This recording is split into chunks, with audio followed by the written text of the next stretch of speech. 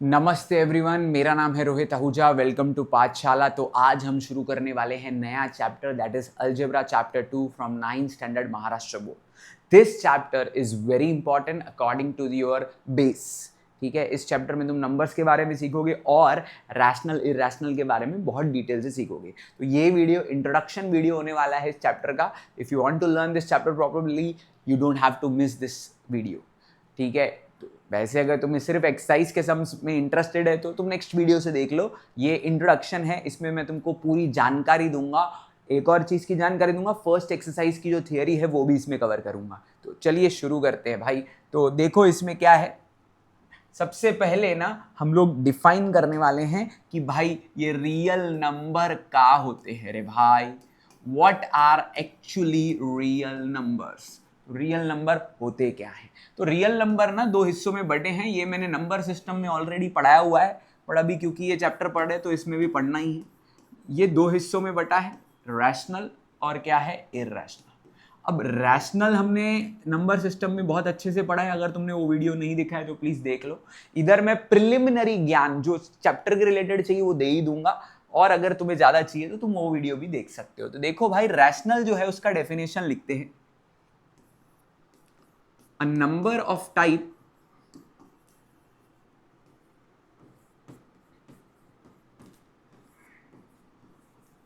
P by Q, ठीक है, where P Q belongs to integer Q not equal to 0। ठीक है, तो ऐसा नंबर जो P by Q टाइप का हो और इसमें क्या हो, P और Q दोनों इंटीजर हो और Q 0 ना हो। अभी सर अपने को इंटीजर ही नहीं पता है तो हम क्या करेंगे? तो इसके लिए थोड़ा अंदर जाते हैं, पहले रैशनल के पार्ट्स जो उसके अंदर आते हैं उसको पढ़ लेते हैं, फिर बड़े पार्ट को पढ़ेंगे। तो उसके अंदर आ जाते हैं हमारे इंटीजर्स। इंटीजर्स के अंदर आ जाएंगे अपने होल, और होल के अंदर आ जाएंगे अपने नेचुरल। तो नेचुरल नंबर वो नंबर है जो हर बच्चे को पता है यार, 1 2 3 4 5 ये सब क्या है, नेचुरल डॉट डॉट डॉट। ठीक है, होल नंबर ये फर्क नेचुरल और होल में जीरो का है, इसमें जीरो नहीं आता है, इसमें जीरो आता है। ओके बस। इंटीजर में क्या है, नेगेटिव नंबर भी आते हैं। ये क्या हो गया, एक मिनट।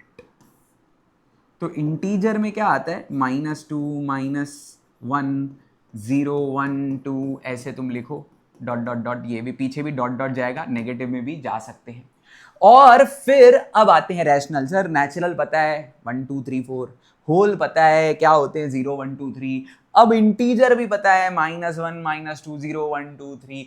अब रैशनल समझते हैं, रैशनल क्या है। देखो ऐसा नंबर जो क्या हो, P बाय Q फॉर्म में हो। जैसे कि इधर देख लेते हैं, जैसे कि 3/2 ये रैशनल है, -4/-5 ये भी क्या है, रैशनल। सिंपली क्या होना चाहिए, रेशियो में होना चाहिए। तो सर फिर इंटीजर लिखा खाली -2, तो बेटा देखो रैशनल ना बड़ा सेट है, उसके अंदर ये जो इंटीजर है, होल है, नेचुरल है, ये उसके सबसेट्स है। मतलब हर नेचुरल, हर होल, इंटीजर सब के सब क्या होते हैं, रैशनल तो होते ही हैं। पर हर रैशनल नंबर इंटीजर हो, होल हो, नेचुरल हो, ऐसा नहीं हो सकता। तो नेचुरल नंबर की अपनी भी आइडेंटिटी है, वो इंटीजर की भी आइडेंटिटी ले लेता है, और होल की भी ले लेता है, और नेचुरल की भी ले लेता है। तो यानी कि ये दोनों टाइप जो है, ये देखो ये जो है ना, ये परफेक्टली रैशनल बोल सकता हूं इसको। क्यों?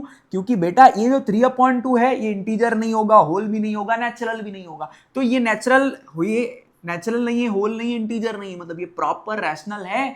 इसके लिए ये जो नंबर है रैशनल होगा, पर ये तीनों नहीं होगा। ऑन दी अदर हैंड -2 मालूम है क्या होगा, इंटीजर भी है और रैशनल भी है। तो इससे और डिटेल में तुम्हें चाहिए तो प्लीज नंबर सिस्टम का वीडियो देख लो। तो ये मैंने तुमको प्रिलिमिनरी ज्ञान दे दिया है। एक चीज का ध्यान रखना, मैथ्स में अपॉन में 0 आ गया, 3/0, तो it is called not defined. ठीक है, मैथ्स में अपॉन में 0 इज नॉट डिफाइंड, सिंपली इसके लिए Q नॉट इक्वल टू 0 डाला है। ठीक है, अब ये तो हो गया रैशनल नंबर का एक डेफिनेशन। रैशनल नंबर का एक और डेफिनेशन है, ठीक है, वो डेफिनेशन भी आज हमें समझना है। सर आपने इर्रेशनल तो पढ़ाया नहीं। बेटा इर्रेशनल ना पढ़ाने के लिए रैशनल नंबर का पहले दूसरा वाला डेफिनेशन पढ़ना पड़ेगा, या फिर ऐसे कह सकते हो ये सारे नंबर जिधर नहीं आएंगे वो जो होंगे वो क्या होंगे, इर्रेशनल। देखो इर्रेशनल पढ़ना ना थोड़ा डिफिकल्ट है, तो वो फर्स्ट टू एक्सरसाइजेस में इतना डिटेल में डिस्कस नहीं है, थर्ड एक्सरसाइज में डिटेल में है। तो आज ही अगर सब पढ़ा दूंगा तो थर्ड एक्सरसाइज तक तुम क्या देखोगे। तो मैं इर्रेशनल के बारे में थोड़ा सा ज्ञान दे देता हूं, ठीक है, ज्यादा मैं उसके बारे में तुम्हें अभी ज्ञान नहीं देता हूं। पहले मैं एक नए तरह का डेफिनेशन, ठीक है, नए तरह का डेफिनेशन बना रहा हूं, किसके लिए, रैशनल के लिए, फिर इर्रेशनल तुमको समझ में आएंगे। ठीक है, तुमने अभी तक जितने भी नंबर देखे हैं ना, ठीक है, रैशनल में वो अपॉन में होंगे या इंटीजर होंगे या होल होंगे या वो नेचुरल होंगे। अब अगर मैं तुमसे एक सिंपल क्वेश्चन पूछता हूं, 3/2 ले लिया आपने, अगर 3/2 को डिवाइड किया और इसको डेसिमल फॉर्म में लेके आए, जैसे कि मैं एग्जांपल लिखता हूं 1.5 आएगा, भाई सबको पता है। पर अगर यही मैंने लिख दिया 10/3, तो अगर तुम इसको सॉल्व करोगे, आता होगा यार 8th स्टैंडर्ड पास हो तुम लोग, तो 10/3 को सॉल्व करोगे ना तो 3.3333 ऐसा चलता ही जाएगा। ठीक है, तो रैशनल नंबर अभी मैंने ना 2 पार्ट्स में डिवाइड करने हैं, उसका एक नया डेफिनेशन बना रहा हूं, ध्यान से सुनना। A number whose decimal expansion. Sir decimal expansion क्या होता है?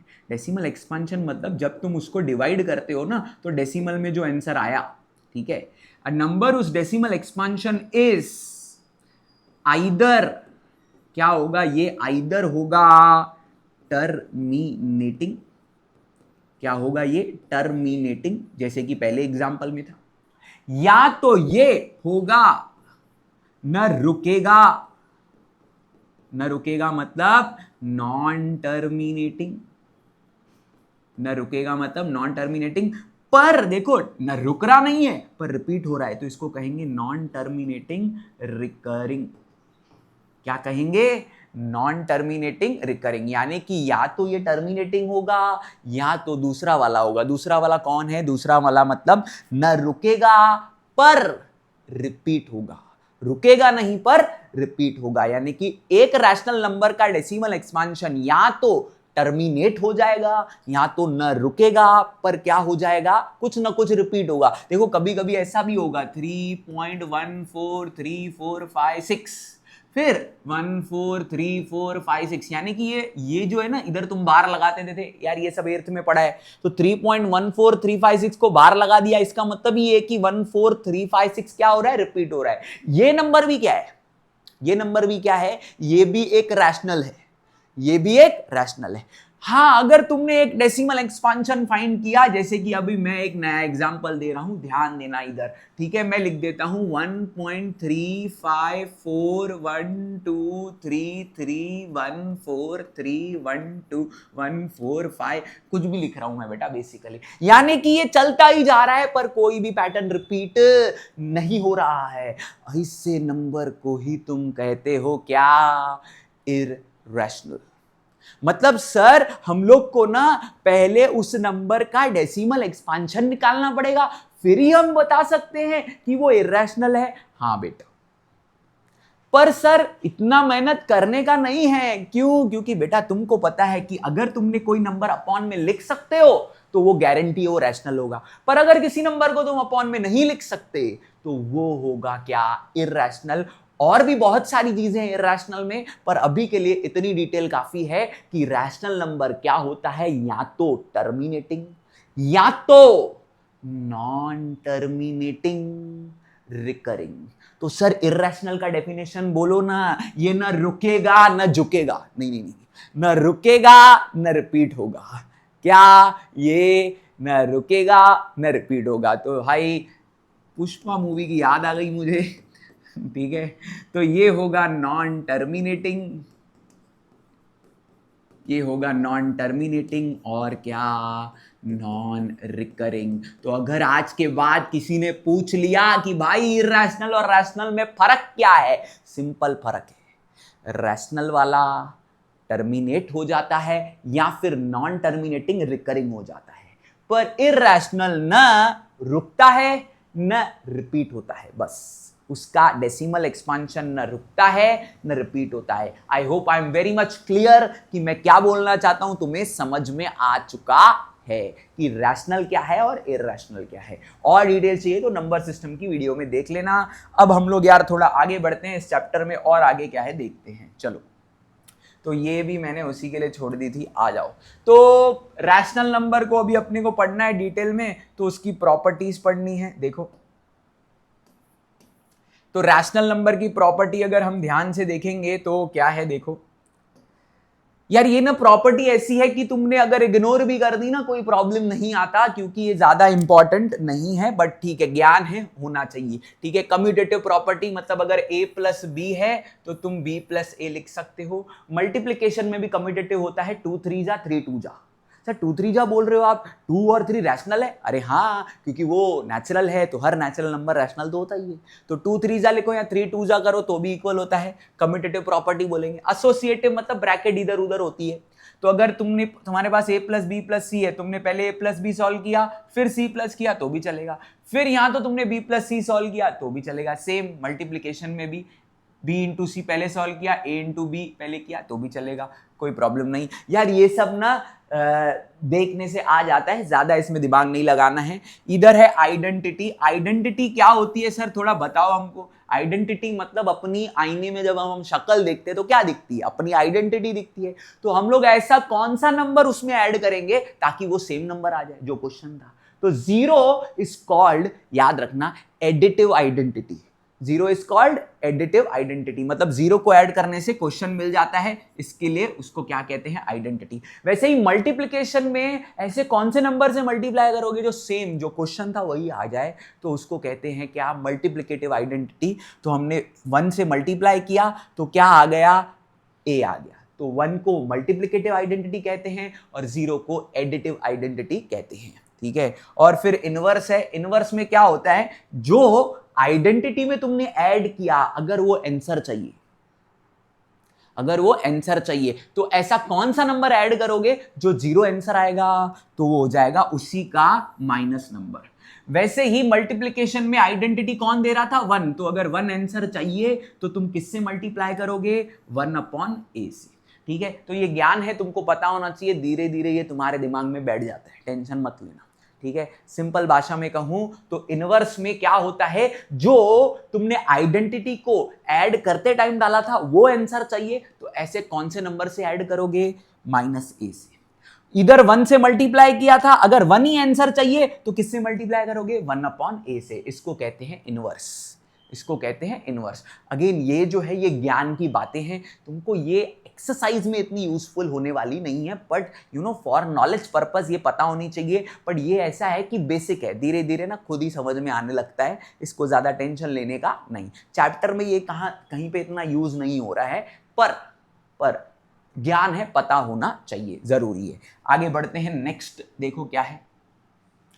अब वही जो मैंने तुमको समझाया था, तो decimal form of any rational number is क्या, रुकेगा या न रुकेगा, पर क्या होगा रे, रिपीट होगा। पर क्या होगा, रिपीट होगा। तो एग्जाम्पल दिए हैं कि भाई तुम एक शॉर्टकट तरीका है जिससे ये पता कर सकते हो कि नंबर रुकने वाला है या फिर न रुक के रिपीट होने वाला है। तो वो शॉर्टकट तरीका क्या है, ध्यान से सुनना, मैं बता देता हूं।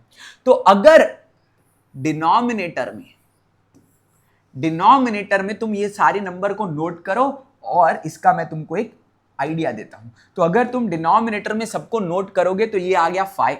ठीक है, तो अगर प्राइम फैक्टर ऑफ डिनोमिनेटर,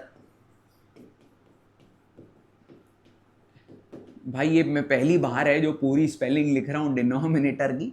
आज के बाद तुम डिनोमिनेटर जहां पे भी देखो मैं इसे dr लिख दूंगा, d डैश ऊपर आर, ये डॉक्टर की बात नहीं कर रहा हूं मैं। तो ये डिनोमिनेटर को मैं ऐसे लिखने वाला हूं, ध्यान देना खाली। Prime factor of denominator is 5 और 2। अगर 5 या 2 में से एक है या दोनों है तो भी चलेगा। तो मतलब सर प्राइम फैक्टर क्या होता है, अभी देखो खुद 5 आ गया तो ये टर्मिनेटिंग होगा। 64 का मैं तुम्हें एग्जांपल देता हूं, देखो 64 के तुम फैक्टर निकालो। ठीक है, तो इधर 2 का टेबल लगेगा, ठीक है यार, अभी मैं ना थोड़ा डायरेक्टली करने तुमको आइडिया दे देता हूँ कैसे करते हैं। 64 मतलब क्या होता है, 8 इंटू 8 सबको पता है। अभी 8 मतलब 3 बार 2 होता है, याद रख लो, नहीं तो तुम फैक्टर निकालना वही आएगा। इधर भी 3 बार 2 होगा, यानी कि बेसिकली 64 के सारे फैक्टर में क्या आ रहे हैं, 2 2 2 ही आ रहे हैं। यानी कि 64 के भी prime factor, sir prime factor क्या है ये तो बता ही नहीं रहे हो आप। बेटा जब तुम फैक्टर निकालते हो ना, वो प्राइम नंबर जो होते हैं, प्राइम नंबर भी हो और उनकी टेबल में भी आता हो, जैसे कि 64 जो है वो 8 की टेबल में भी आता है, पर 8 क्या प्राइम नंबर है? नहीं। तुम्हें फैक्टर निकालने हैं प्राइम वाले, मतलब 2 प्राइम है, तुमको पता है। तो वो सब अगर 2 और 5 आता है, उसमें खाली 2 आता है, खाली 5 आता है, ऐसे नंबर आने लग गए, मतलब उसका जो डेसिमल एक्सपांशन है वो हो जाएगा टर्मिनेटिंग। यानी कि सिंपल भाषा में कहूं, हर वो नंबर जिसके प्राइम फैक्टर्स 2 है या फिर 5 है या 2 और 5 का कॉम्बिनेशन है, वो सब के डेसिमल एक्सपांशन क्या होंगे, टर्मिनेटिंग। क्या होंगे रे? टर्मिनेटिंग। मतलब 2 और 5 को छोड़ के कुछ और आ गया, मतलब समझ जाना इसका डेसिमल एक्सपांशन क्या है, नॉन टर्मिनेटिंग रिकरिंग। बिकॉज हम रैशनल नंबर की बात कर रहे हैं, इरैशनल की बात कर रहे नहीं है। I hope I am very much clear. तो चलो एक दूसरा एग्जांपल उठा लेते। चलो ये सब तो देखो, ये सब देख रहे हो तुम, अगर तुम इन सबको ध्यान से देखो तो ये वाले सारे अपने टर्मिनेटिंग है, ठीक है। नॉन टर्मिनेटिंग में से एक को उठा लेते, देखो तो 36 के फैक्टर निकाल लेता हूं मैं, ठीक है 36, ठीक है। तुम चाहो तो चलो यार मैं भी तुमको फैक्टर निकाल के दिखाता हूं। ये आएगा 1, इधर 1 कैरी हुआ तो 8, फिर ये 1, ये 9, ये 3, ये 3, ठीक है, ये आ गया। तो इसके फैक्टर में देखो क्या आ गया, 36 के फैक्टर्स में 2 2 सॉरी हाँ 2 2 3 3, यानी कि देखो 2 तो आया पर 3 भी आ गया। मतलब अगर 3 आ गया तो गया ना भाई, क्योंकि 2 और 5 आता, 2 और 5 आता तो ही ये क्या होता, क्या होता रे बताओ, तो क्या होता बोलना चाहिए तुमको, ये क्या होता, टर्मिनेटिंग होता। पर ये अब टर्मिनेटिंग नहीं है, क्योंकि 2 और 5 नहीं आया, 3 भी आ गया। सिंपल भाषा में तुम फैक्टर निकालना, उसमें सिर्फ 2 आया या सिर्फ 5 आया या 2 और 5 का कॉम्बिनेशन आया तो टर्मिनेटिंग लिखना। कुछ और आ गया, जान छूटी, ये नॉन टर्मिनेटिंग और रिकरिंग है। तो रैशनल नंबर 2 प्रकार के, एक रुकने वाले, एक ना रुक के रिपीट होने वाले। रुकने वाले कब, जब 2 या 5 या 2 और 5 के कॉम्बिनेशन आ गए प्राइम फैक्टर में। अगर 2 और 5 को छोड़ के कोई और नंबर आ गया, ठीक है, भले ही 7 2 आ गए और एक 3 आ गया, खत्म कहानी बेटा, एक भी 3 आया ना तो मतलब तुम कहोगे ये नॉन टर्मिनेटिंग रिकरिंग है। I hope I am very much clear what is terminating, what is non terminating recurring. Okay, मिलते हैं अगले वीडियो में। इस वीडियो में हमने ये जाना बेसिक क्या था, रियल नंबर क्या होते हैं, रियल नंबर 2 पार्ट्स में डिवाइड है, रैशनल इरैशनल, और फिर रैशनल होते हैं टर्मिनेटिंग नॉन टर्मिनेटिंग रिकरिंग, और इरैशनल होते हैं non terminating non recurring. Bye bye.